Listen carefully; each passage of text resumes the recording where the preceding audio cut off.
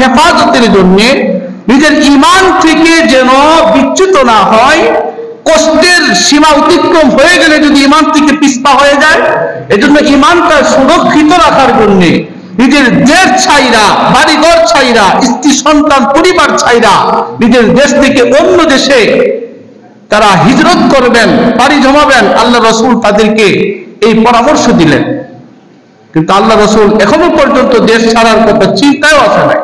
কারণ রাসূলুল্লাহ তো সবচেয়ে বড় লিডার ছিলেন। কি ছিলেন? সবচেয়ে বড় নেতা, মহান নেতা যদি বলেন পৃথিবীতে, রাসূলুল্লাহর উপরে মহান নেতা আর কেউ হতে পারে না। রাসূলুল্লাহ বলছেন, তোমরা তোমাদের এই দেশ ছেড়ে অন্য দেশে চলে যাও, আমি দেশে আছি। আর আমার দেশের নেতা আগে ভাগে, নেতার কেউ থাক, বাইরে খেয়ে যাও। এই কথা বুঝতেছেন? তাহলে আদর্শ দেখেন, আদর্শ কাকে বলে? আল্লাহ তাআলা বলছেন যে রাসূল সাল্লাল্লাহু আলাইহি ওয়াসাল্লাম হলেন পুরা বিশ্ববাসীর জন্য আদর্শ, মডেল। সবার যদি মডেল হয়, তার নেতারও তো মডেল হবে, নেতারও তো আদর্শ হবে। রাসূলুল্লাহ বলেন, জুলুম নির্যাতন আমি সহ্য করছি, তোমরা নিরাপদ আশ্রয়ে চলে যাও।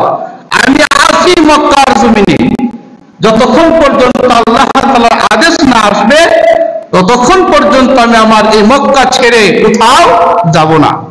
আর আমার নেতারা সবাই ফালায় তুই নিজের জান বাঁচাইয়া আর আমি দিন